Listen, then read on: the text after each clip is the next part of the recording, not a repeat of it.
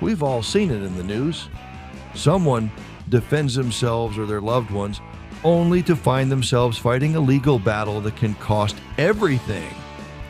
Mortgage payments, retirement savings, even their kids' college funds, gone, just to prove they did nothing wrong. That's why Firearms Legal Protection, the official sponsor of Every Citizen Armed, exists.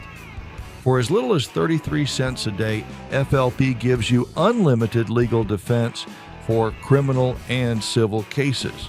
No caps, no hidden fees, no surprise bills.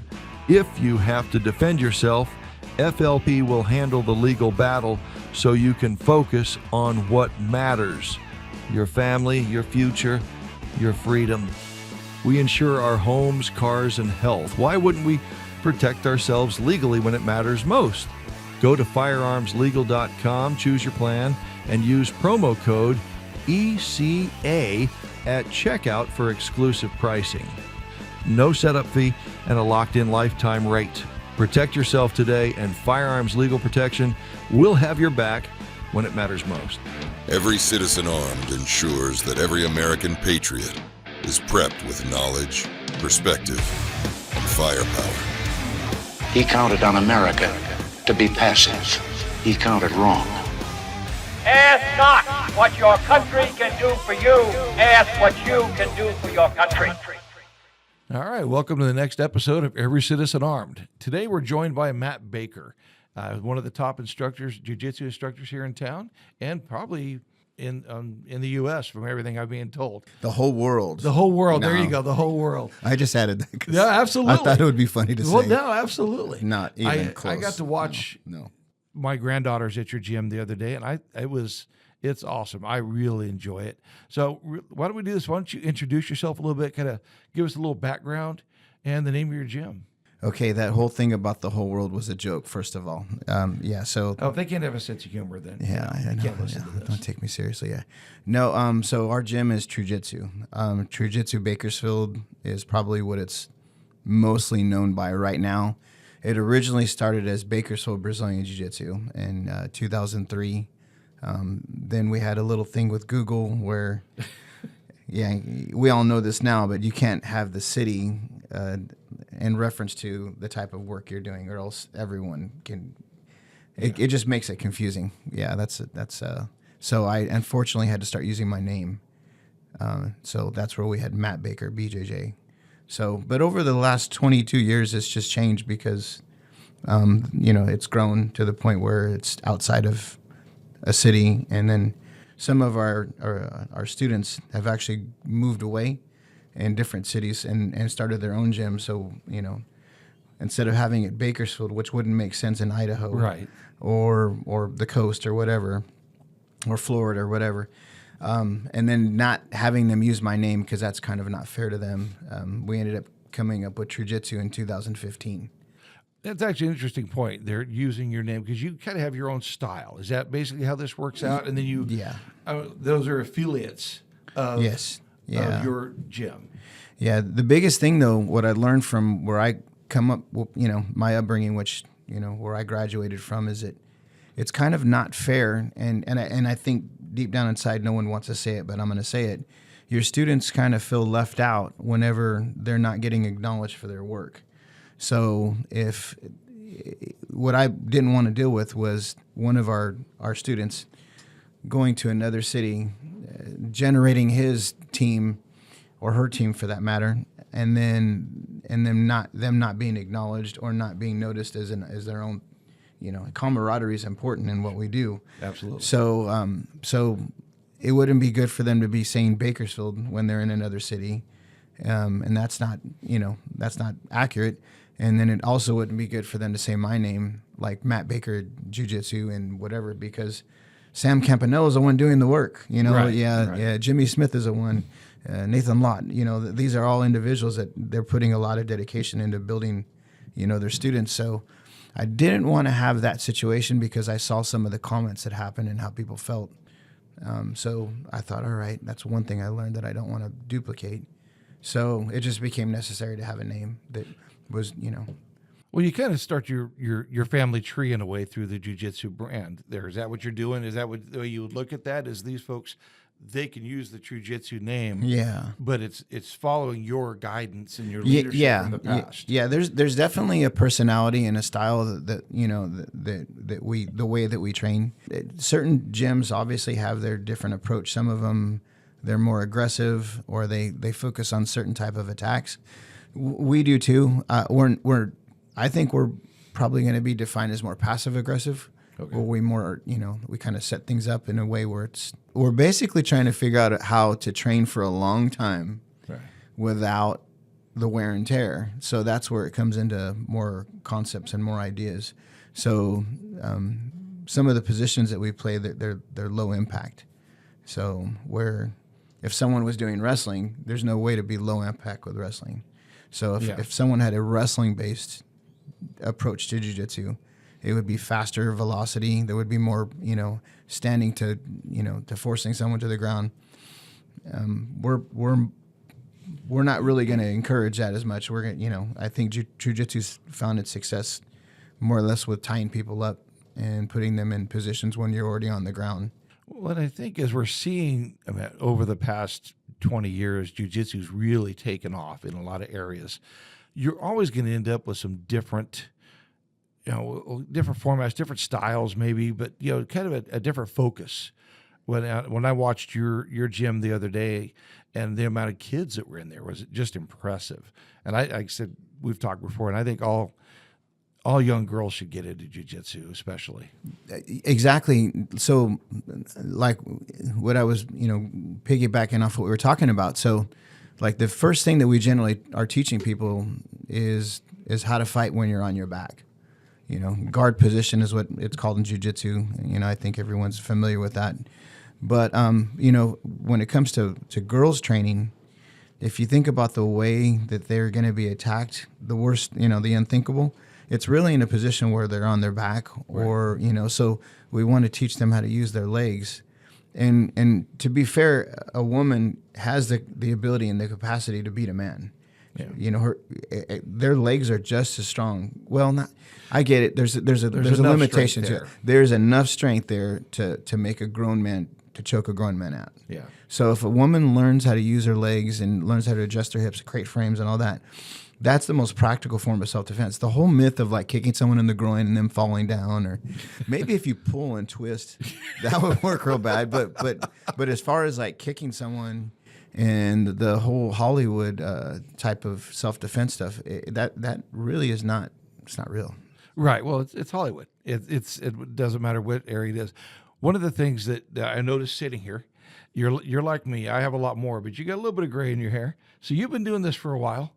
Now, when did you get into this for yourself, and how long have you been doing it? Okay, so I wrestled when I was a kid for 3 years, and then I took a hiatus from sports because for religious reasons. I'm going to put it that way. Like how did I not do any sports? The reason why I never got a chance to do any sports past that was because it wasn't really condoned or encouraged, a competitive spirit. So I didn't start getting into martial arts again until any sports activity until about 20. Oh, okay. And that was when, weightlifting and all this stuff was as far as it went. Nothing competitive was allowed. I'm not in that organization now. They're good people, but they're just different ideas. So around 20, I started started looking into martial arts. And it was actually kickboxing that I was really thinking was the way to go.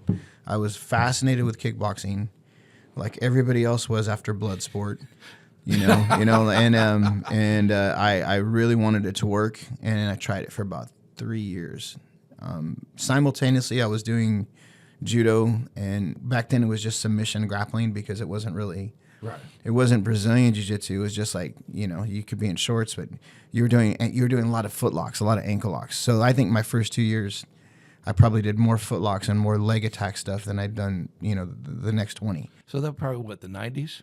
Yeah, 90s? yeah. So this is 95. Okay. Yeah. So we're at 96 is when I started that's when I started, doing a lot more traveling for jiu-jitsu. Okay. Yeah. So, but I spent a couple years before that just basically, trying to not being aware of like what martial art was really the best, and I was a failed kickboxer. In other words, I really wanted it to work, but it just wasn't in the cards for me. And where was this at? Here in town? Or yeah, in town. Yeah, in Bakersfield. Okay. Yeah. So I mean, there wasn't a lot going on back then. You had people that were, they were doing kung fu, and then they would, change the thing. No, now we're doing this.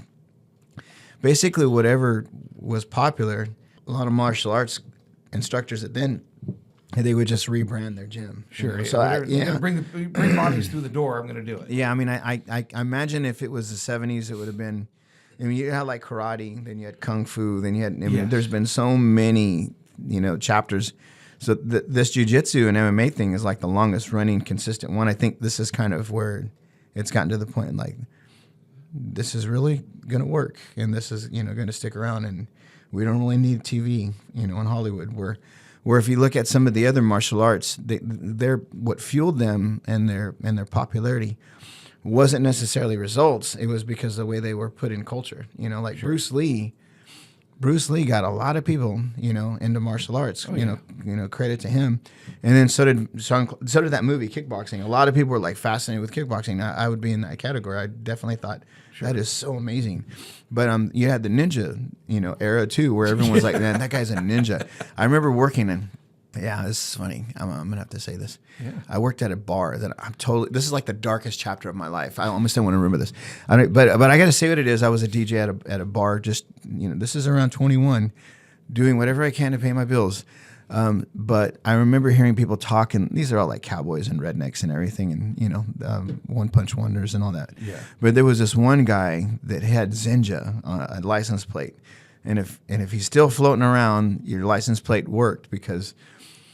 I don't even remember the guy's name, but people were like saying he's like a ninja. Like this guy is one of the baddest dudes in this country bar. So people don't realize this guy here, like he's that little Olasumi.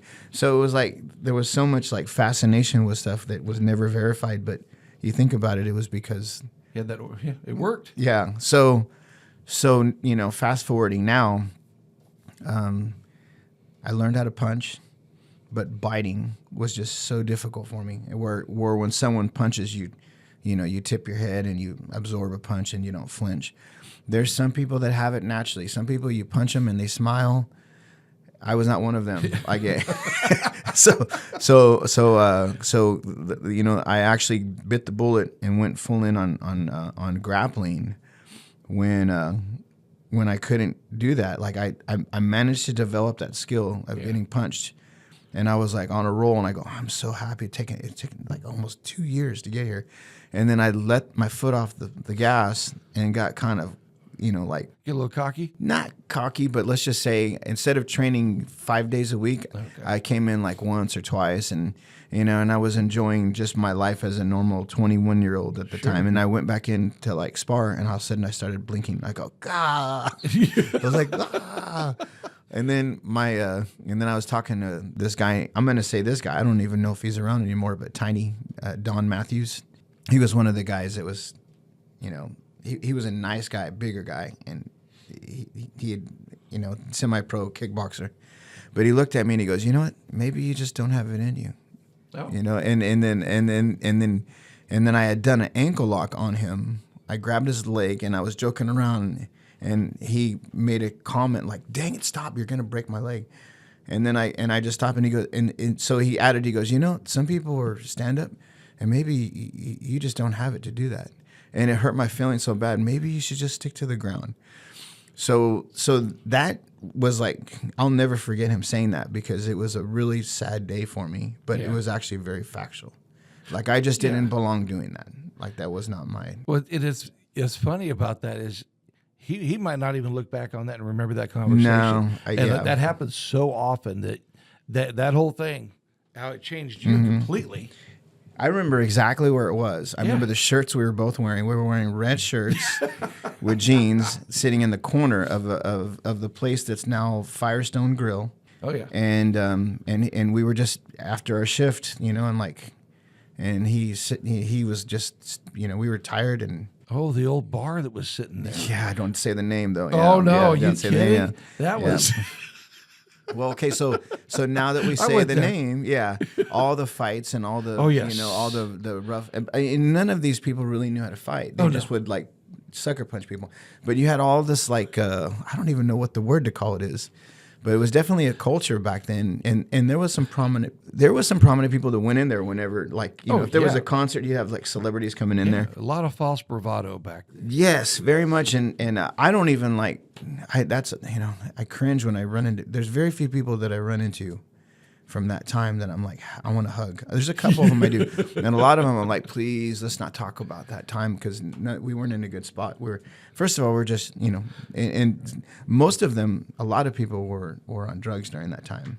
Drugs were very that was not my thing. Like right. That was not, I was still kind of getting out of the naive phase from my upbringing where the same upbringing that didn't have sports, right. So I was kind of like in a culture shock. I landed that job because I was doing janitor work at Kern Medical Center, and I had done like a little 6-month thing because I lost another job, and I just trying to every jack of all trades. So I ran into the manager, and they were like small talking when I was like mopping the floor. They were waiting on someone in the hospital, and then it's all about making the right contact. Yeah, it's crazy how opportunities happen. But anyways, in the hallway of the 3rd floor at KMC, I ran into the manager or the manager's girlfriend. She said, you're a DJ? And I go, yeah, I actually do DJ work too. And yeah, I'm a janitor.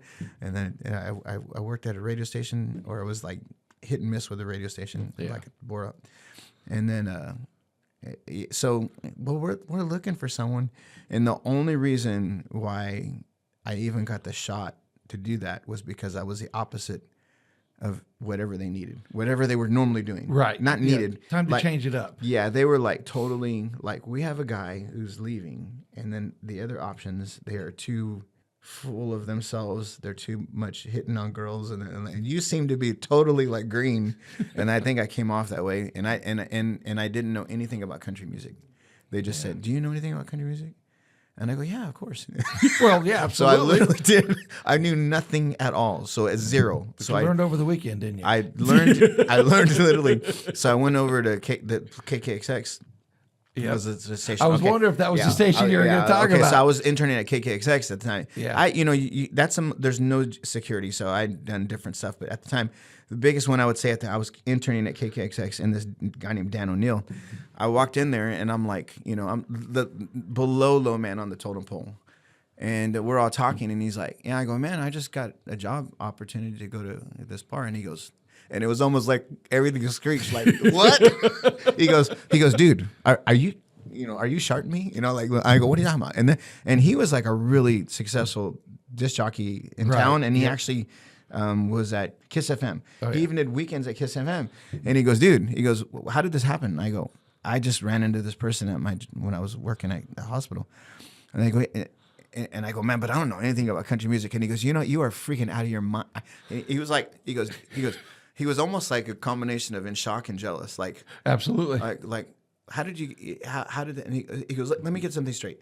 He goes, they don't just play country music there. They play Baby's Got Backs or Mix a lot of. And I go, I can live with that. That's cool. And he goes, you're freaking out of your mind. You are stupid, retarded. I shouldn't say that word, but but we're in our 50s. We can say what we want. Well, he was saying I apologize for saying that word because I know it's sensitive, but I'm just saying. The comments. Yes. I'm saying somewhat what was said to me. He goes, "You are dumb if you do not try to jump on this." So I followed up and went over there, and they were like, "Hey, so this is what we just have this. You come in at 6, and it goes or not. I forget 9 comes at. It's a 3-hour window pretty much. Okay. And I go, okay, what could go wrong in 3 hours? So and then I just got saturated with the whole new idea of what that's where I got to see why people stay up in the middle of the night. Yeah. After I go, how do they do this? I got to get back to work. And then I didn't realize how big of a drug culture there was in that whole deal. It was crazy. Late 90s. A lot of cocaine was flowing around. No, they were meth heads. And meth heads. And I did not realize how like prevalent it was, like everywhere. Yeah, I mean, it was a big shocking thing, because I remember the first time I found out about it, which I know this has nothing to do with what we originally planned on talking about. That's fine. But I gave a guy a ride home, and as I pulled up to the street, I started noticing all these cars, and he goes, yeah. So yeah, I go, man, I'm tired. I got it. Yeah, no, man. And he goes, so he goes, yeah, you want to come in? And I just was like, oh yeah, sure, man. I didn't know anybody, and it's kind of like the guy's name was David. He looked like an Indian, and I'm saying that because I'm wondering if these people are ever around, like Absolutely. where are they at, like Absolutely. So if you know who you are. And anyways, I went in there, and it was almost like the bar was still open inside someone's house. Oh wow! And they were shooting pool, and I go, hey, wow, man, you guys are tough, and You're just rolling. Yeah, you keep going. And I still did not catch on to what was going on, because again, I'm not lying. I was kind of lived in a bubble for a long time, naive. That whenever you have people there's a lot of people that they're in a church environment, and even things that they're doing, they don't really have processing as to like what's involved. That's kind of where I was at on this whole deal. So the next time around, he made a comment, and I can't remember what the short story it was, but he goes, what's the word? You ever tweak? Or I don't remember the word, but then he started explaining to me like, yeah. So he goes, man, I just wish I could sleep though. And then I caught on, and I go, oh my goodness, that's what's going on. Like all these guys are loaded. Yeah, all of these people are loaded, and he was commenting on like, it's great, but I hate it when I can't sleep, and all of a sudden I'm like praying, God, please let me sleep, and then the sun comes up, So it's like that was just like a very normal cultural thing for that, and some very like successful people that I know have businesses now. Oh yeah, they were all in on it. Like not. I mean, it was just, in other words, it was a lifestyle. It was a lifestyle that was just. It was as common as as the here. The 2008 real estate thing. Yeah, exactly. It's like everybody's doing it. This is just what everyone does. It's just what you do. Yeah, that is like, and I go, okay, so this is a standard. So I didn't jump into that, to be really clear, but it wasn't.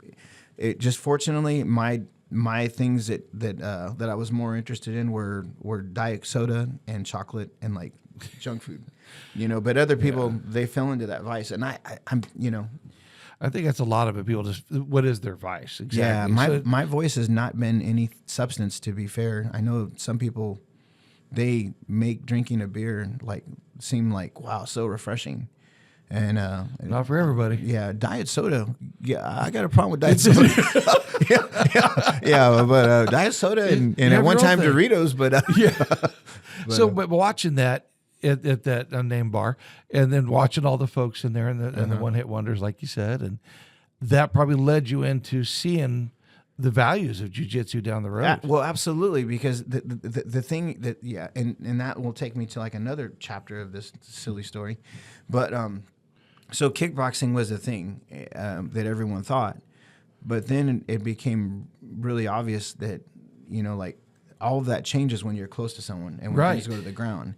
So I remember there was one time when there was a scuffle, and I actually broke my hand. You can see right here on the camera. Yeah, I have these right here. I was being stupid, and I just punched something stupid. Yeah, and so I had a cast, but I ended up getting with the cast. I ended up getting a choke on a big old cowboy. Yeah, and it just stopped. With one arm, he just like kind of. And it's over. He didn't go out completely, but he kind of like stopped, and I thought, man, okay, I still don't like this, but it's working.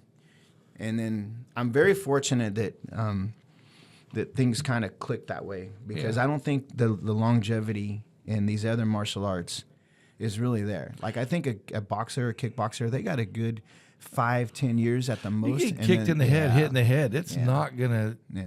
We've seen enough evidence now, it doesn't end very well if you take that for that There's long of time. there's a science to everything that you do. Sure. Like I understand, credit to boxers and kickboxers. Sorry if I'm not going to. No, yeah, I figure if you need one. Yeah. Well, and I think that's what folks that's why I really like the idea of jiu-jitsu. You're not striking somebody in the head.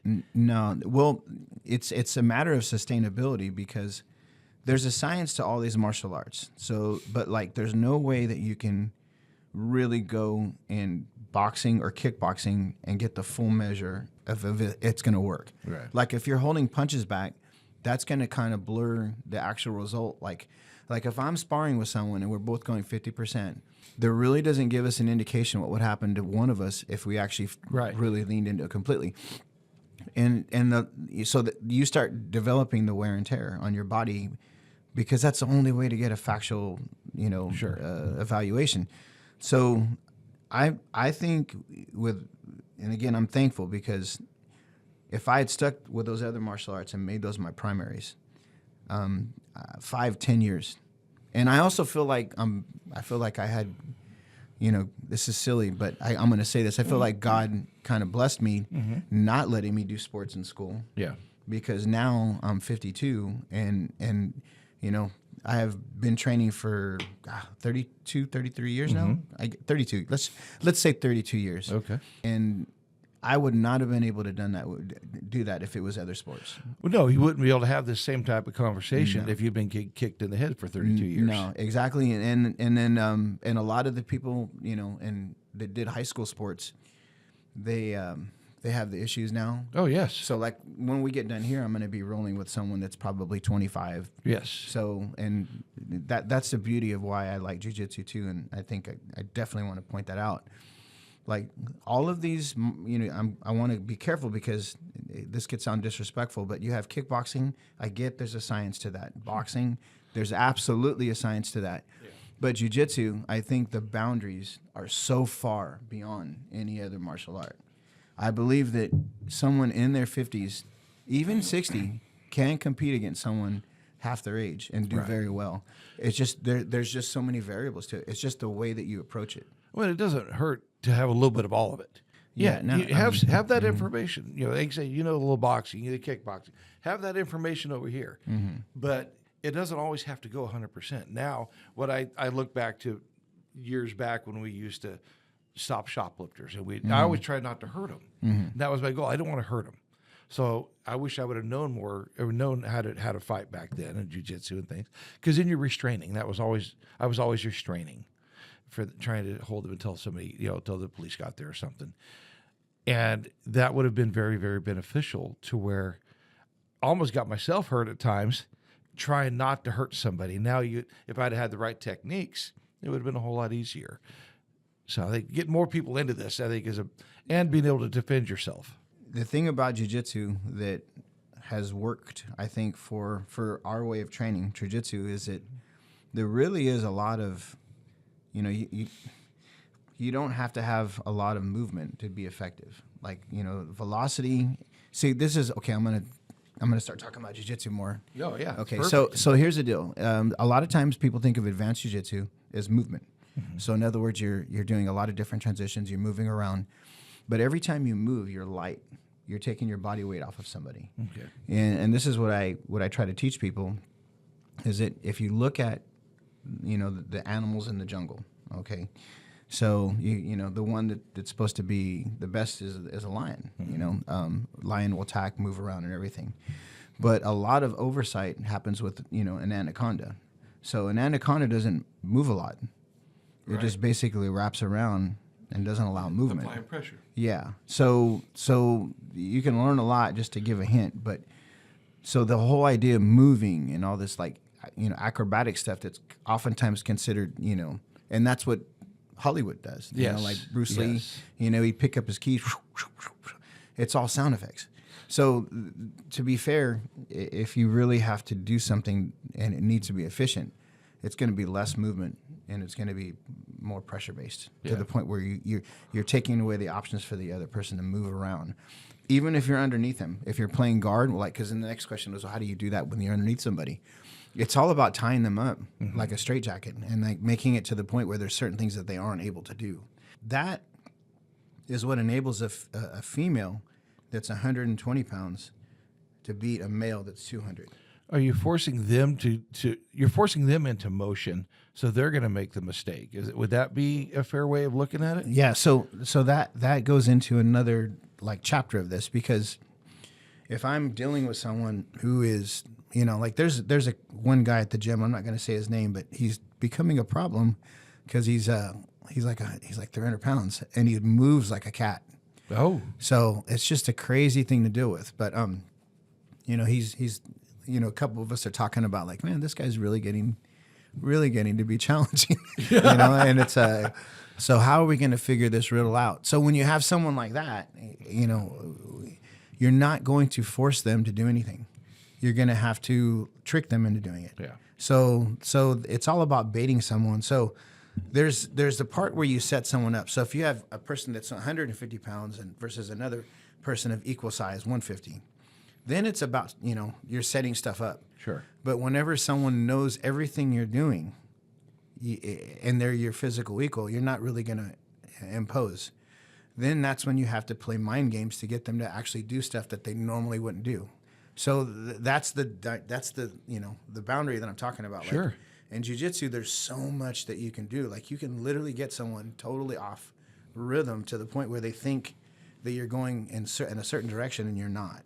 So that's not necessarily necessary with self-defense, right? But in the sake of combat, like if two people are trying to fight, you can just throw a lot of chum in one direction and get someone to go for that while you're stilling something on this side, right? And setting it up, and that's kind of why it turns into a video game to a certain degree. Like you're actually just playing around, and you get these old guys. There's two gentlemen that I'm going to talk about. One of them is named Andy. He's 57 years old. And then you have another one named Miguel. He's a cancer survivor. He's 58. These gentlemen are routinely training with guys that are like in their 20s and 20s and 30s, and they're doing very well. You know one of them. I'm on Andy Lorimore. Yeah, I don't know if you know I'm talking about Miguel, but Miguel is he's got the eye covering. Yeah, they both are two different body styles. Sure. So it's not necessarily you have to be big. Miguel does certain things. He frames. He pushes away and doesn't let you get close. Andy will let you get close, but then he'll hug and then he'll do timing, little tempo changes. But that's something that I know is what makes jiu-jitsu exceptional. Yeah. But it's not about being aggressive. It's not about trying to do blast doubles or take someone down. It's really just about understanding, having an IQ for everything on the ground. And that same thing is what transfers over, what we were talking about earlier, like why women should train. My wife, she surrendered to training, which I'm fortunate she did, but she didn't train originally. She started probably, I want to say a few years after we were together. But, now it's like she literally broke my jawline right here doing a move. I mean, it's all fun and, it's all fun and cute, but, I can honestly say it's like she's an example of like a female being able to beat a male. So she put me in a triangle choke. She basically wrapped a lapel over and grabbed it. Yeah, she just taught this move, which is funny, coincidental, but I just thought, I know that move because right here, this cracked because she got the lapel, forced it over, and then was using her elbow to frame as she was throwing her legs over. And I was doing a shovel pass, which he'll explain what a shovel pass is. Yeah. It's just when you lift someone's legs and you stack them and you. So it was my shovel pass versus her triangle frame. And all of a sudden I heard it, and I go, oh. And then I went and looked in the mirror and I lifted it. I go, and it started swelling up. And then, so I have a replacement here. Yeah. But it's like that does not happen with other martial arts. And in the position she did it in was when she was on her back, she had her legs up in the air. It would be the same thing that would happen. I get it when you're at the ATM and we used to do self-defense where you're standing, someone sneaks up from behind. All of those are simple things. Self-defense is relatively simple. It's just when it gets on the ground. That's where it's like, okay, how do you get out of this position where someone's pinning you or they're holding your arms and they're doing whatever? That's the part that women need to see. Women need to see. And what I saw the other day when I was in there, and what I really liked is most everybody's wearing a gi. I think you all gi training. I don't know if that's the only way, but that's the way we start them. But I think there's no gi too. Well, and I think that's really, in my thought, my ignorance, really, I don't know enough to comment on it, really, but people wear clothes. Mm-hmm. They're out there in the general public. They're not running around, Yeah. So it's good to teach them when they are wearing a gi, so they could learn to, like you said, that lapel. You like the way she used that, right? Mm-hmm. We pulled it over. Okay, so for a while there, people were saying gi is chess and no-gi is checkers. That's not really fair. That's disrespectful to no-gi. No-gi has actually grown and expanded to the point where there's a lot of intricacies of stuff. Mm-hmm. But unfortunately, with no-gi, it's become more of an athletic game. And also, there's a lot of the things that people do in no-gi that's, on the advanced side, it's very dangerous. It's involving positioning someone's leg. So it almost takes the gentle out of the gentle art. So that's the downside to it. You think that's because of MMA and because of the UFC and all that? Well, MMA basically blew up because of because of Jiu-Jitsu family. They promoted it. They were using that to promote Jiu-Jitsu. Yes. So it proved the effectiveness of Jiu-Jitsu. The popularity of MMA has now made it where everybody wants to be a fighter. Well, they think they do. They really don't. Yeah. So that's another chapter to go down. But what I was going to say is back in the 90s when I was telling you, I think I did more leg locks in my first 2 years. Sure.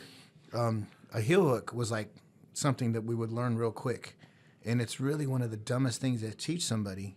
And I had more injuries in my first 2 years than I've had in my last 30 because you don't realize the threshold. And a lot of the stuff that you do with leg locks, it doesn't really hurt until it pops. Until it's too late. Yeah, okay. So one of the ways that no-gi has become advanced is it's involved more leg entanglements and then also more inverting where it's definitely physical based. Sure. Because when you're inverting and you're going upside down and your knees are close to your head and all that, that's not something that a 50-year-old person's going to do as well as a 20-year-old will do. So the trade-off when you have no-gi, it's going to be faster. There's not as many moves, but the ones that you do, they're sharper. Yeah. So now this is what I firmly believe, and a lot of people don't want to agree with me, and I don't care. Yeah. Because I've already experienced this. You can train no-gi with a gi on. You just don't use grips. Right. Okay, so it depends on how you play though. Like if you do a game that's based on lapel where you're pulling and all that, then it is going to be a setback. But if you use overhooks and underhooks, and you're doing more of a sitting guard game with that's where you're sitting up when you're flipping someone. It's almost like judo, but from a sitting position where you're flipping someone. Sure. So if you do that and half guard, you literally can transfer from gi to no gi and almost do better. Yeah. Yeah, because what's going to happen is when you take the gi off, you weren't dependent on grips. Yeah. And then now you're faster, so your reaction time, it just seems a lot easier. Where people could normally slow you down with the gi, they can't, so you're getting to your positions quicker. And it's impressive listening to you talk about it, and your passion for it is obvious in there when you talk about it. It's just easy to say because I'm like, okay, I can. What I don't know, when I don't know something, I'm going to be like, I'm going to slow down. But when I do know something because I've seen it and I've experienced, I'm like, this is exactly what happened, and this is what's happened over and over. It's so much easier to say, because if someone says you're full of crap, I'm be like, well, this is the reason why. Yeah. And then I feel like I can justify it. Well, and I always tell folks, you can have your opinion. Yeah. That's fine. I could agree with you. We could both be wrong, but that's fine. Yeah. Imagine this. You defend yourself or a loved one, and instead of being seen as the good guy, you're arrested, charged, and forced to fight for your freedom. You know you did nothing wrong, but now you're looking at thousands in legal fees. We've seen it happen. Good people losing everything just to prove they acted lawfully. That's why you need firearms legal protection. For just 33 cents a day, FLP gives you unlimited legal defense for criminal and civil cases. No caps, no hidden fees, no payback, just real protection with experienced self-defense attorneys who have your back. Plus, you'll get 24/7 attorney access, red flag protection, and more. Go to firearmslegal.com, pick your plan, and use promo code ECA for exclusive pricing, no setup fee, and a lifetime rate lock. Because when the worst day of your life happens, you shouldn't face it alone. But now, and one of the things I did notice too is, and you know, I hope it's okay bringing this part up. You've done all the tournaments, but you don't broadcast that as much. And I think that actually speaks highly of you. I'm lucky. You've trained. There's a difference between being lucky and planning, and I think you've planned it out. You trained for it, and you've done a good job of setting the right things in motion to get where you need to be. Well, I know what it's like to be the worst person in the bracket. I know that feeling, and a complete coward. Like I'm so nervous and. Yeah. It isn't, and then I know what it's like to feel good and like, okay, I think I'm going to win today. Like, and then so I'm fortunate enough to be on both sides of the fence. Right. And what I will tell you, it's all up here. Like the difference between, like, how did I get to the point from not feeling good about this to the point where I just didn't want to look stupid. Yeah.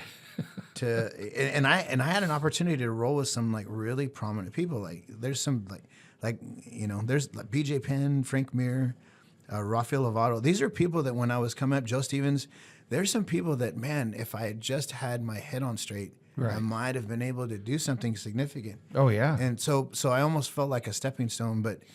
And this is in the 90s, too, when those fights happened. I didn't even realize one of them because I was actually looking at old Blue Belt footage. And then it was a tournament in Las Vegas, and I go, oh my gosh, that's Frank Mir. I'm fighting Frank Mir. And then someone else said that to me, and I never even caught it. And I go, oh, geez. So you actually did roll with him? Yeah, it was a tournament. Yeah, because So, but now he's so much heavier. I would think. He was bigger, but he was in good shape. Yeah. And then so I think at that time he might have been 210. Okay, not too bad. He right. got bigger. But and he was a nice guy too, and I mean, not even knowing where he was going to go, it's crazy. Sure. I wish I had took pictures of stuff like that, but you never know. Yeah, and not only that, but it would have been the kind of yes, exactly. the little Kodak disposals. Yeah, gotta go get this developed. yeah. So knowing that feeling, and then knowing the feeling of like, not arrogance, not it was just kind of like, hey, I don't think people are going to figure this out. Like, oh my goodness, like this is a good formula. It's confidence. Yeah, it was the word convince, like no one's got this down. Like they don't know what to do when they're here. And I go, oh my, so I'm like, okay. And then repeating that over and over, like with your training partners. Because the your surroundings, this is like the other thing to point out. It's not an individual thing. Like once a formula gets kind of figured out, then you test it with good, reliable training partners. So I'm very thankful for everybody at the gym. We're lucky. The first 5 years rough, 10 years, but then after that you get a certain amount of maturity where you can kind of like test the waters with people. Like, so I had my notes and stuff, but it got to the point though where there was a formula that just seemed to be in place, and I was like, man, if we get here, this is going to be a good day. Right. But if I don't get here, then it's going to be a problem. Right. Then we're just going to have an okay day. So, but going back to what I was saying, it's just the amount of the boundaries are so far. Right. I don't think there's an end to jiu-jitsu. But if you don't use your brain, then of course you're never going to figure out. So that was the big difference. I didn't try to weight cut. I wasn't working out at the gym. I was just sitting there with a notepad, writing stuff down and just figuring out, like, when they go here, this is going to bring them to this. Right. And then when that happens, they're going to do this. And then, okay, now if you stop them here, their reaction will be here, which will lead you to there. There you go. They're going to grab here, grab there, and that's it. We got them. Boom. We have the back. Let's choke them. Yeah. And I was like, okay. So it just became more of a thinking person's game. And then that kind of is why Trujitsu, that's what made that name come up. Like, okay. These are, all right. There's good moves, there's great moves, there's real moves, there's true moves. True moves work even when people aren't making mistakes. It was a funny conversation in 2015. Now we don't even talk. We just like we have an outdated website that just that kind of people can read. But we know a guy that can help with that. Yeah. I'm so bad. I know. He's a nice guy, too. Yeah. He's Well. probably dropped hints, and I just been like, "Ugh." Yeah, there you go. So, I mean, so obviously you have competed then. So you must have a few championships under your belt. Yeah. I mean, everyone in my family has done a lot of stuff. Yeah, Jill's done more than I have. So That's your wife? yeah, women. Yeah, like Jill Baker is my wife, and she, there's these tournaments called Grand Slams. That's where like the toughest people go to. Yeah, she's got I think 5 or 6 of them. I have 3. So I mean, I can say it's easier for women, but yeah. You might get your other cheek broke if you say that exactly. too loud. No, but honestly, and the funny thing is that she didn't.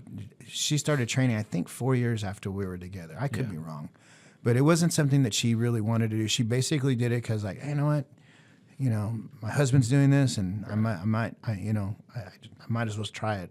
And I'm very glad she did, because she's actually become a great influence with our gym, and she's an excellent coach, and she's very dedicated to like, she's just I want to say she's a really hard worker is probably the biggest thing. Like she doesn't allow herself to like kind of quit to the point where like even when she's tired, she'll still go and help somebody, and she'll still smile, and I mean she's a teacher, so she'll go to a classroom and she'll work with kids all day, which is very exhausting, by the way. Yes, it is. And especially some that have like some of the more challenging kids, and then she'll come home, and then she'll be home for about an hour, and then she'll get a snack, and then she'll run to the gym, and then she's teaching, and then she's there for 3 hours, and I'm like, man, like 3, maybe 4 hours sometimes. So it's like that is her personality, though, and I know I think she gets that from her mom, because her mom is always busy, always doing all this stuff, but sprinkle that in with the smile, and she, I think she's better at not talking about stuff, but you can Google her stuff up and it'll come up all over the place. So when I have other family members that have done that, it kind of makes me feel silly, just saying stuff, because technically my daughter's even traveled around the world and done stuff, and I think both of my sons that train, they're probably, I'm expecting them to pass me up. One of them is doing he's doing other things right now, like he's doing well with, but we paid him. Okay, so I have one son that's like a genius with jiu-jitsu. But he's injured right now. So you'll get to see him roll soon, Charles. Like when you do, it's like wow. Like the last tournament he did, we were in Paris in November 2023. This is right before his back finally. He had a back issue, so we've been dealing with a pars fracture for him. So it's it's so frustrating. But his last tournament he did, we were in Paris, and he won double gold, which his division, and then he went against some ultra heavyweight that was like an amazing athlete, and he won. So he's gonna pass me up. There's no doubt in my mind. Like he's gonna do way more than I've done, so why just leave it up? I'll just do that. I think I've given him a good influence, but I'm expecting him to go further. Now the other knucklehead son of mine that I love, he's like funny because he kind of has his hands in everything, but he's gonna do fine. He's working on the photography stuff right now, and they don't all have to follow the same path. That's fine. We had paid that. I had to pay him. So actually, we needed a couple other competitors because it was like looking really low. So Jill and Kylie, my daughter, they started like teasing him, and he was like playing hardball with them, and like, I'm busy, I got other things to do. So, and this is when he was like 16 though, 16, yeah. So when they know everything. He didn't even try anything. He didn't even train. And they go, okay, and they go, look, we'll give you $100. We'll give you 50 each if you win. He goes, if I win, all right, I'll do it. And then he went out there with no training. It's so frustrating. And we put on a clinic. And I was like, he was like giggling. And so my oldest was like mocking him, like, okay, so you're being lazy now. You're going to just sit there on top of him? And so they were like, having a little fun. Sure. So he's got the natural talent. Yeah, he's got a brain for it. They both do. They both have their different strengths. Sure. Roman, I think, he's very disciplined, and he's very analytical I'm talking like a dad, but he didn't know how to play poker. They had poker night at the gym, and he literally just watched a couple YouTube clips, and I lost it was only a $20 buy-in. Right. Yeah, so it's a very gentlemanly, very all dads, Sure. all dads with a couple of young kids from the gym. They're like, he's 20 at the time, so this is right before he turned 21. So he didn't know how to play poker, but he goes over there and then he's watching YouTube for like maybe a couple hours, let's get a day. Sure, yeah. And then he walks out of there with everybody's money. He came in like, so it's a $20 buy-in, right? But he walked out with $350. So to give you an idea of like how many people lost money and were yeah, no, absolutely. So that's the type of stuff that I'm happy about. Sure. And I think in short, if your brain works like that. And he did the same thing with fantasy football. So one of them is, I think, very overzealous and like studying, and the other one just kind of like bebops around and accidents. Forrest Gumps his way through stuff. But anyways, they both work. They're both going to complement each other, and then hopefully I'll be able to like just sit back and watch. What I've noticed too, and I see, whether talking with Dan sometime back and the guys that I know now that are really into it, there's a quiet confidence that I see, and I really like to see that in the young women that get into it. But even the young guys, they don't have to prove themselves, and there's all of a sudden that quiet confidence, they just feel very comfortable. They'll say comfortable in your own skin, as much as I hate that terminology in a way, but that's what it is. They're just comfortable and they're confident, and they don't have to go prove anything. No, so with kickboxing, I think it amps people up.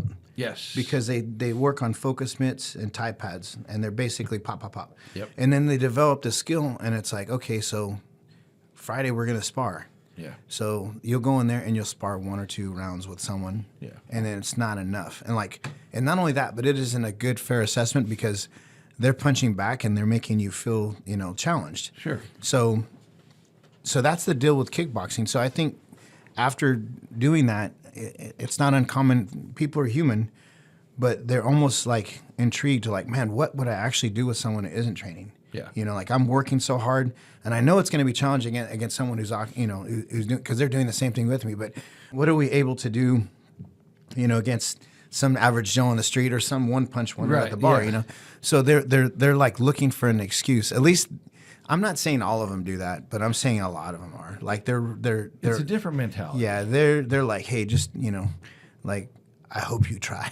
I hope you try. When you look at this, where do you recommend, or how soon would you recommend people get their kids into this? Or we'll go with the young first, and then we'll get into the older. Okay, yeah. So the thing with jiu-jitsu, like, because you're talking about comfortable in the skin, because with jiu-jitsu you can train every day. And it's real because, worst case scenario, you just tap. Yeah. I mean, accidents could happen. They're rare unless you're careless.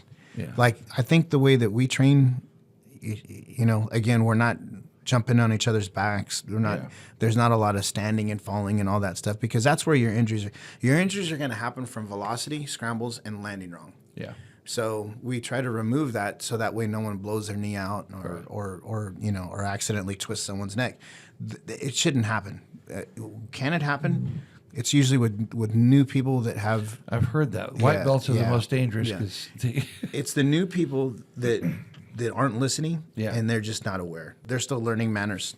Yeah. So like they're the ones you want to watch out for. Yeah. But you don't see a jiu-jitsu guy necessarily wanting, like when I leave class, I don't think he probably feels tranquil. But after class, or either that or throwing up. It depends on how hard we work, Well, that's okay.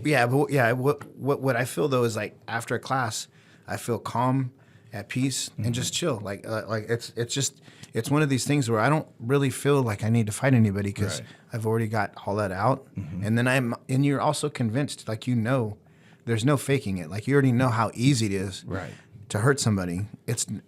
Hurting someone is not a challenge. It's very simple. The more important thing to do is learn how to control somebody without hurting them. Right. That's where the extra skill is. Like, so if you can break someone's neck, fine, whoopee-doo. I'm not impressed with that. What I'm impressed is how you got that big 300-pound person to not be able to move to the point where you can just chill out and talk to them. That's the real thing to try to figure out. So when it comes to, obviously this is all mental. Right. That's where, when should someone start? I think first of all, I think everybody should do jiu-jitsu. Right. But when does it actually start to work? We're seeing, for the longest time, I was saying 5 is the starting point. Now there's a new wave of people trying to start their kids earlier. Sure. And the sad reality is some people are saying, yeah, we'll do it. This is what I know. If a child doesn't know left from right, and they don't have the ability to interact with someone because they're maybe really attached to their parents, sure, then they got to get past that. They need to know left from right, so that way whenever the coach says, grab the person's right hand, right, they'll know that. And if they don't have the ability to like work with someone or interact, that's going to be a roadblock. So it could be someone that's 4.5, I think, practically, right. Or it could be someone who's been neglected that's 10 years old. Right. Yeah. Yeah. So it's all going to be about the mentality of that person. So if you have a child that can do those two things, then you're looking at 4, possibly maybe 5, for certain. But there's people that are trying to say 3 years old. This is what we've started doing. We have a toddler class. Yeah. Because we're just trying to be honest with people. Like, look if you bring them in, someone's going to tell you yes. They're going to get you to buy the gi. They're going to get you to sign whatever. But then you're going to be upset and you're going to be like, okay, this isn't working. And you're going to feel like it's your kid's fault. It's not. When they do pre-K and they do kindergarten, they're being taught sandbox, line formations and all that.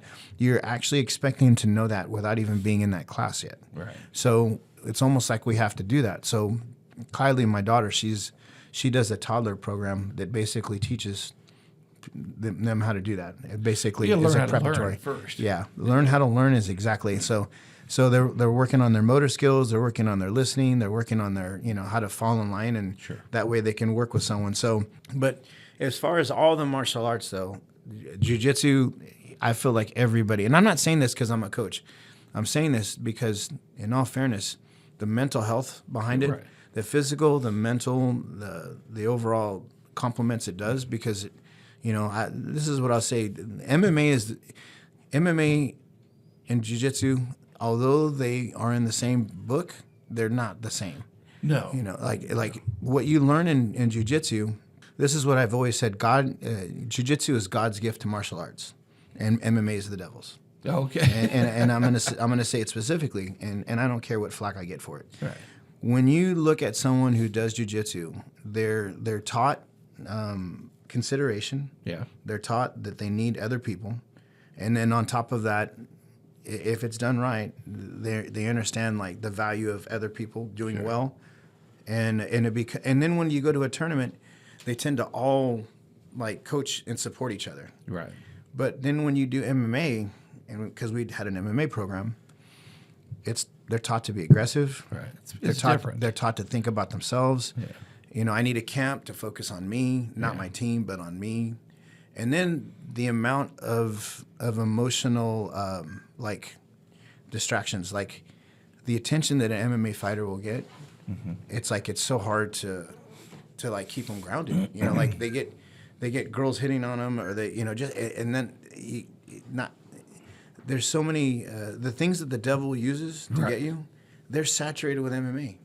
And then not only that, but there's this thing of being arrogant and encouraged. Like jiu-jitsu people are applauded when they're calm and they're nice, and MMA are applauded whenever they're arrogant and they talk about themselves. So it goes martial arts compared to fighting. Yeah. That you're fighting, you're going to be treated differently, and that MMA fighting, that's what it's called. So I could definitely see that kicking it. Now, with that, I joked earlier about you having the gray hair like me. Not as much, like you said, but you said you're 52. Yeah. And you're still doing this. Mm-hmm. I understand you've had a couple of surgeries. Yeah. Now, how in the world are you doing this with yeah. So I had 2 hip replacements. I was disappointed, and I was like, man, this is so contradictory to what I tell people. Because I say you can do jiu-jitsu for life. And you can, by the way. I want to be really clear. It wasn't jiu-jitsu that ruined my hips. It was an abundant, beyond normal amount of jiu-jitsu. So my schedule, okay, so now I have to talk about tournaments. So my normal routine would be I would, on the heaviest day, I would wake up and I would go train at 5:30 in the morning for an hour and a half. Then I would go home and then I would train for a couple hours at noon class. And then I would go to the gym and then I would go train at night for 3 hours. So relatively 20 rounds a day. Yeah. That was kind of a normal day and this is when I was 45, 46. Oh, wow. So it wasn't like I was, it was up until that time. So that was kind of a normal routine 6 days a week. And then Sunday would be like the easy day where you just show up and train no-gi, which is the most physical, for like an hour. The only time I wouldn't do that was when I was actually at a tournament on the weekend, which is usually once a month, maybe twice a month. So I didn't train every AM class, but that would be sprinkled in there. So it was a minimum on the average of 2 classes and a good approximate 20 rounds, which that means that you're training. You do like 150 rounds a week, 130 rounds a week. Well, you did 120 after. Yeah. Someone did the math for me at one time because they were asking like, do you ever have any injuries or anything? I go, no, not really. So it was happening. I just didn't aware. Right. I was kind of just overlooking it. So what ended up happening was doing that, and then the tournaments, and then the reffing, and then my reffing schedule would consist of sometimes getting up at 4 a.m. or 5, and then driving to one of them. The longest one was Las Vegas, and then Santa Cruz, but and then one time I flew out to New York. Oh, wow. And did that. So I would go and travel, and then ref, and then compete, and that's the hamster wheel that it was a necessary thing to do because that's kind of how I built up a resume. It was just doing a lot of tournaments, but in short, when you burn the candle at both ends and in the middle, eventually you're going to run out. If you're doing too much typing with your hands, you're going to get carpal tunnel. Yeah. So it was disappointing for me that happened, but I also want to be really clear. It's like it wasn't jiu-jitsu's fault. Right. It's that I was probably doing it way more and not ever taking a break. And then finally, it just kind of, my back was hurting a lot. And I was like, not hurting, but I was like having a hard time. Now I don't feel that great sometimes too, but I think it's because I'm actually older. But I was like, I went from like not, okay. So finally, after 5 doctors, because I want people to understand, the 5 doctors, because every time you hear a doctor, it doesn't mean they know what they're talking about. Oh, you got to get third opinion. So I had one of them that was, this type of doctor, and then that type of doctor, and then finally a neurologist. Yeah. He said, "You're back." He goes, "Do me a favor. Can you just drop your keys and just pick your keys up?" And then he looked at the way I bent to pick my keys up. He goes, "Okay, I need you to take like 5 steps."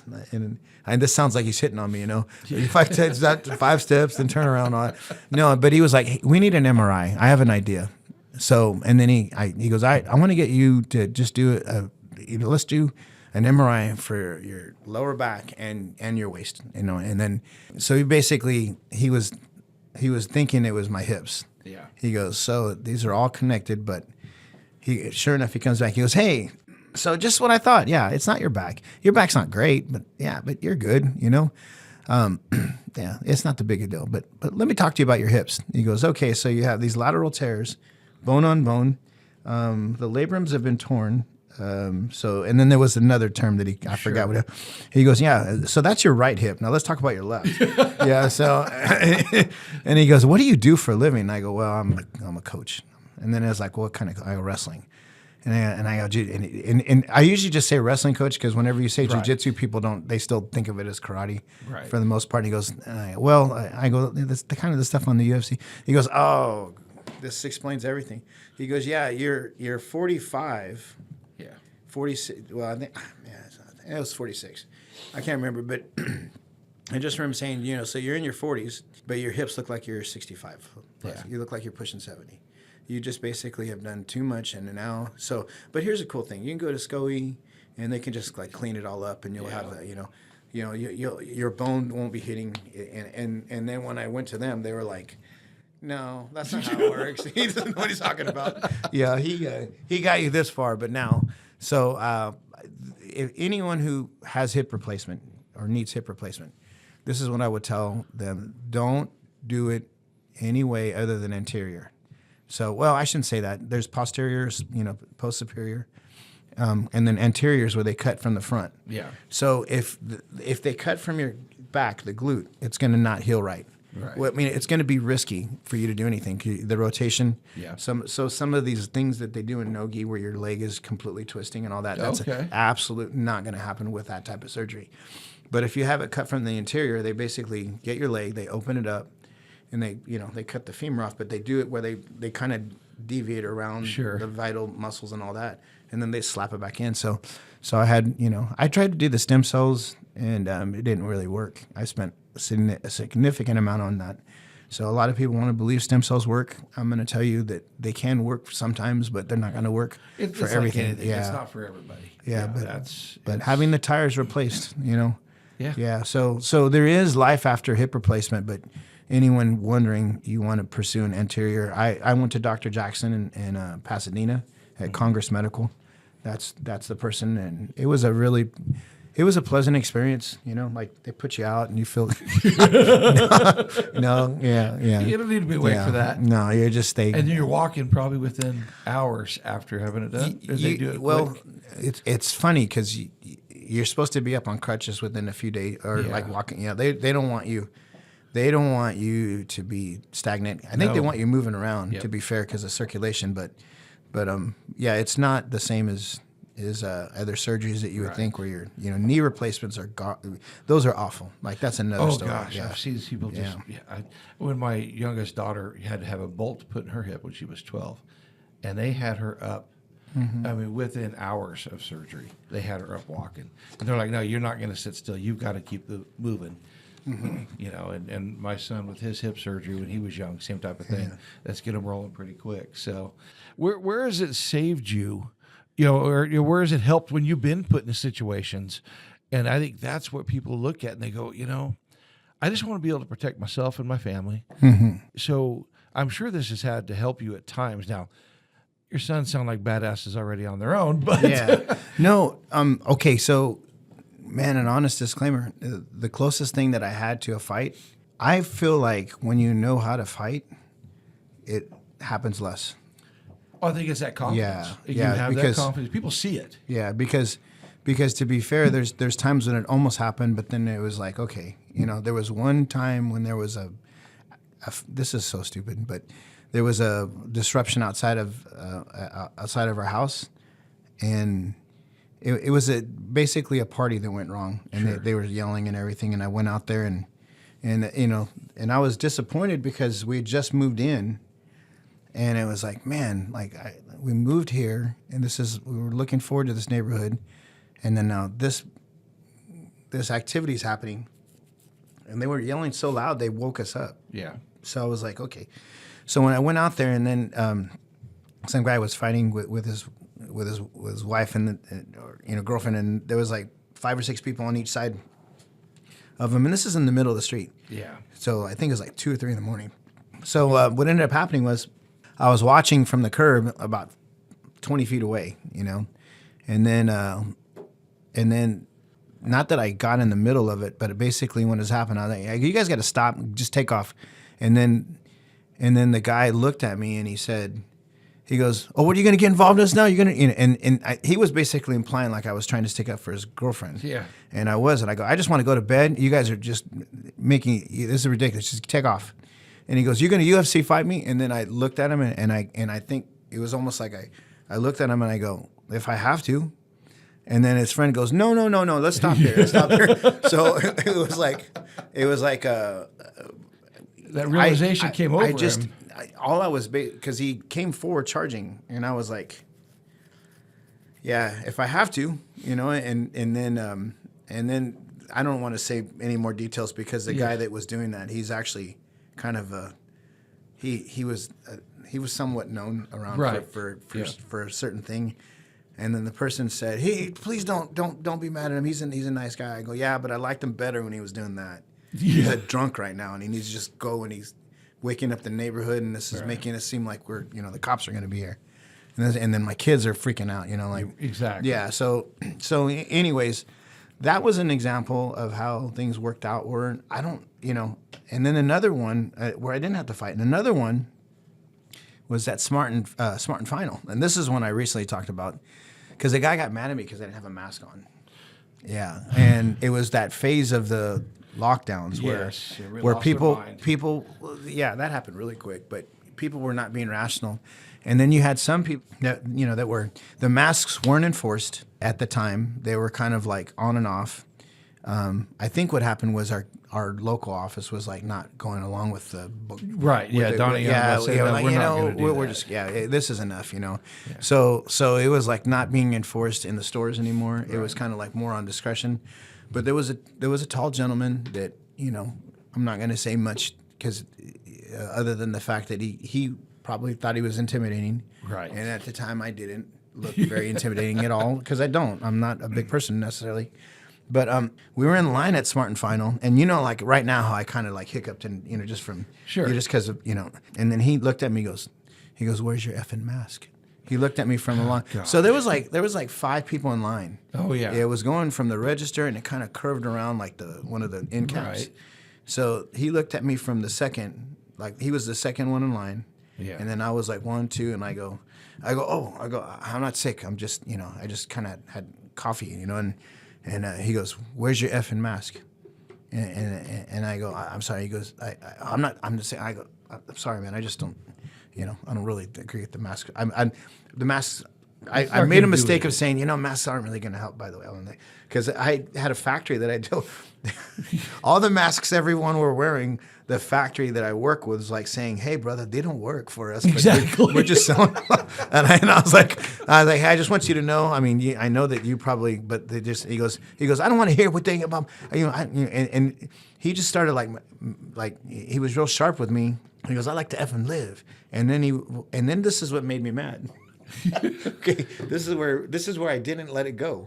He's talking to a couple of people, and like a couple of them like chuckled, like inconsiderate people. Yeah. And then so like one of the register was like, she had a smirk on her face, and then she wasn't wearing she wasn't wearing a mask, but she just kind of like, and then I go, this is so backwards. It's like, first of all, half the people are on board, the other half aren't. Yeah. But I can't stand the fact that you're painting me out to be a villain right now. Yeah. So when we were walking out, I go, "Hey, I just wanted to explain to you like the reason why." And he goes, "You better get out of my face." He goes, "I don't really care." He goes, "I like to live. I want to live, mother."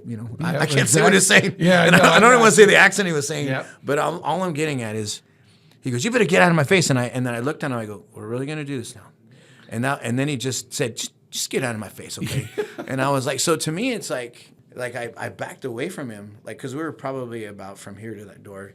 Yeah. From like 10, I was like, "Hey, sir, I just don't want anything. I'm trying to be a jerk, but this is kind of the reason why." He goes, and he was just not having it. He was not wanting to He was not wanting to talk at all. He was just set in his ways, and it was like, "Hey, there's no commonality. It's just black and white." But the funny thing is, he didn't want to say it to other people. I think he picked on the smallest person. Absolutely. Which I'm not that small, but I'm not like. In other words, I'm not. He was bigger than me. You're a guy. You're just a guy.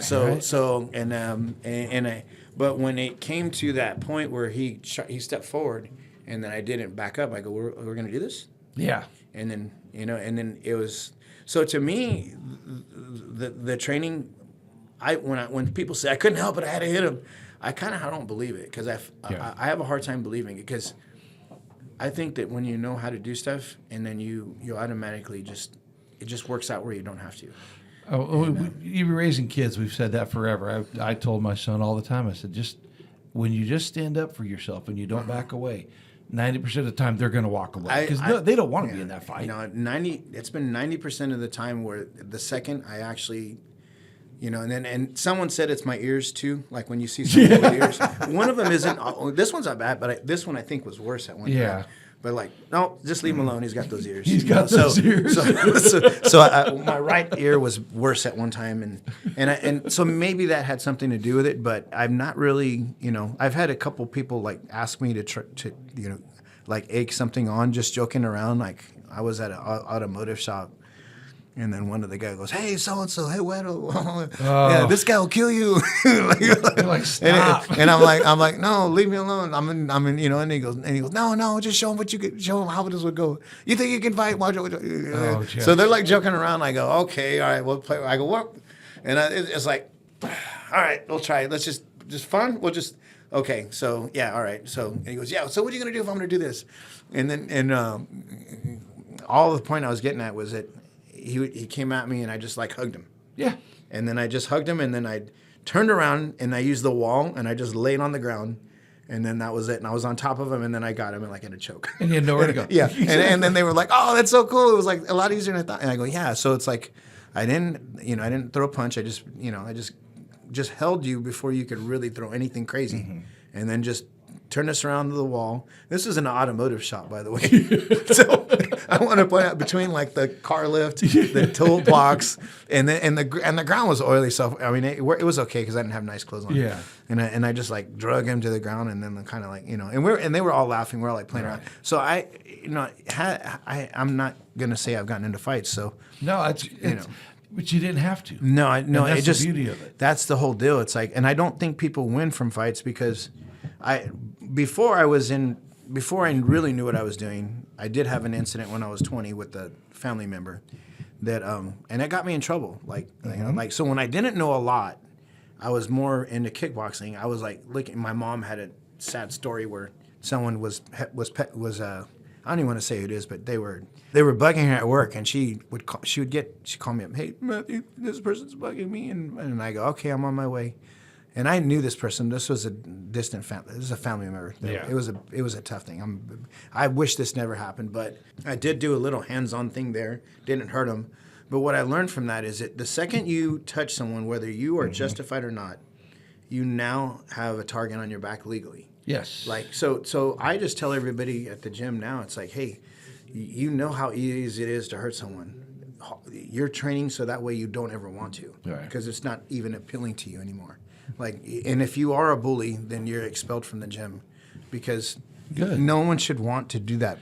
The legal consequences alone, and then not only that, but there's so many people that if you beat them, now they got to come back. They're going to come back with a knife or with a gun. It's just never ending. The best thing to do is just to diffuse it with words confidently, and then that's it. I mean that's the reason. That's like a big part of our whole philosophy. I've listened to other podcasts, and I always talk about one of the baddest men on the planet in some ways, Jocko Willig. Everyone talks about him, and he's just big, imposing, but he'll tell you, he goes, your best defense against any physical contact is your legs. Run away, walk away, get the hell out of there. You don't need to be there. Yeah. He goes, if they're not touching you, leave. Nothing says you have to do it. No, I think it's great. Yeah, when people have to do it, I think it's because they really wanted to most of the time. I mean, it's usually avoidable. If it hurts your feelings, like, well, they said this, and I go, well, that dumb people say stupid stuff because they want to get a rise out of you, and now they did, and so now we're sitting here, and you're gonna have to post bail. Exactly. So you're calling me for bail. Yeah. So I think that's great. That's more people that could get into it. Like I said, that quiet confidence. I love that about it. I love the way it teaches folks to not have to get into those altercations or how to diffuse them. And it works out very well. So we've been at it for quite a while, and I think your stories are great. I really like that. I like that you're getting all these young people in it. I think one of the factors that I really take out of this is, there's numerous different gyms around, and they all kind of cater to different things. We've got 600,000 people in this area, realistically. So there's room for everybody to do this. And the more folks get involved, the better, is the way I would look at that. Is what would you want to leave it on, or you kind of close out there? Well, there is, if you have your reservations on training, on learning jiu-jitsu, there is a way that you can do it. So the people that are concerned, hopefully they understand that, you can train in a safe way, even in your 50s. And I catch that all the time from my son. So these, because some people will call me up, they say, hey, I'm kind of old, but I really want to know can I try this? And I go, how old are you? I'm 38. And I'm like, okay, you're still a baby in my eyes. Anyone listening, like, if you have reservations, don't be discouraged. There's a way to train. The best time to train would have, is like a shade tree. The best time to plant a shade tree is 30 years ago. Right. Second best time is now. Now there's something for everybody in this. Just the way you handle it is important. So look up Trujitsu, Trujitsu, and that'll hopefully kind of encourage you. Which website's outdated, but the message isn't. And then as far as the biggest thing is like, you know, I appreciate like the comfort of my wife being safe. Yeah. You know, with all the trafficking and all the stuff. And, you know, sometimes the common sense stuff people don't have. So I got to still work on that because people don't realize when you go to when you go to the 99 and you go to Fruta, you know, Casa de Fruta, you know, like there's a lot of places that you got to be aware because there's, you know, that's where stuff kind of happens. Nothing against Casa de Fruta, but you know what I meant. Yeah, like, you know, so like, you know, these road trips that, you know, sometimes get encouraged, like, nah, you know, like you're in a world where bad things happen. Yeah. But I appreciate the peace of mind that, you know, that I'm pretty confident that my wife and my daughter, they're going to be a really hard target for someone to hurt because of jiu-jitsu. And that's something that I'm like, man, you know, I look at, you know, females and I look at like law enforcement people and like, you know, because my son, you know, my son-in-law, he's Kylie's husband, Scott, he's my son. Yeah, you know, he's a police, he works for the police department now. And I worry about them when they're out there, you know, like with him. So I'm not totally comfortable yet because he's getting exposed to even a higher degree. But up until that, I was like, man, you know, like anything involving someone trying to hurt them, it really puts me as a dad, you know, at ease, knowing like, man, they're not going to be the one that gets hurt. They're probably going to end up winning that, you know, even with whoever. So, you know, I think from the self-defense point of view, it's like, you know, older people need to understand they can do this, and women need to understand they can do this. Yeah. And, you know, just it's all in the way that you approach it. So jump on there because I think the way the world is going now, it's like you need to know how to do something. Yeah. You know? No, I'm going to have to get down there. Like I said, I tried it a while back, and I mean, it just seemed to mess up my feet. It just ripped my feet open. And I'm like, man. There's a guy that wears wrestling shoes. Oh, does he? Because of that reason, yeah. He wears wrestling shoes, and I think it's because he wants that traction. Yeah, exactly. He just wants to be able to push harder. All I cared about was I didn't want the top of my feet getting all tore up, and they did. Oh, yeah. That's going to happen at the beginning because what's going on is you're sliding on your feet. Yeah, but those are mat burns. What's going to happen is you're going to get those. Wrestlers will get them on their knees and the top of their feet because they're sliding on the mats. But first of all, your body starts to get a little callous. Yep. But even past that, you start to move better. Okay. Where your timing is better. It happens even if you don't try. You learn not to drag your feet as much. You don't drag your feet, and then if you're a guard player, it's even better. Yeah. Because you're playing with your, you know. Yeah. You're not. Yeah. So. Well, very good. I sure appreciate you coming today. It's fun talking to you. The more people we could get into this, the better. I love it. I think it's outstanding. And like I said, we're every citizen armed is the name of this, but this is another arm. This is something you're ready. It's another weapon in your toolbox. Register your hand. No, yeah, exactly. That's a joke. Either Bruce Lee or my hands are registered. Very good. I don't think there's any reality to that. There's not. That's it's all Hollywood. That was all Hollywood. There was a movie where Brad Pitt made fun. You remember that? Once Upon a Time in Hollywood. He goes, that's a bunch of BS. That's that bar that we were talking about. A lot of that stuff. Oh, the person's registered. Their hands are registered. Okay. Yeah, it's just funny. Okay. Yeah, exactly. You go, okay. Yeah, you know, it's amazing how that registration works when you get your ass knocked out. You know. Well, thank you much, buddy. I look forward to seeing the show. And your website's out of date. Okay, fine. But still get on there. Yeah. Trujitsu. Yeah. Well, actually, they're probably better off on Instagram. So Trujitsu. Okay. Yeah, at Trujitsu HQ. Yeah, that's the way. So to get a hold of like our academy at Trujitsu HQ, that's the one. And you know, I have my Trujitsu as well, but I mean my Instagram as well. But whatever. Yeah. I'm not going to say anything too exciting on there. I mean, I don't know. Sometimes I will, but I would imagine there's something. You're very self-deprecating, and that's very cool. You're not going to brag on yourself much at all, and I think, you know, there's times you got to brag on yourself a little bit. Well, I think you've done some pretty cool stuff. I'm very lucky. Yeah, it's all. I'm very fortunate. So yeah, I just no, it's been good. I'm glad I didn't stick with kickboxing. Yeah, absolutely. Well, me too. Because you're training my granddaughter. Yeah, and they're sweethearts. Yeah. Well, thank you, buddy. I appreciate it.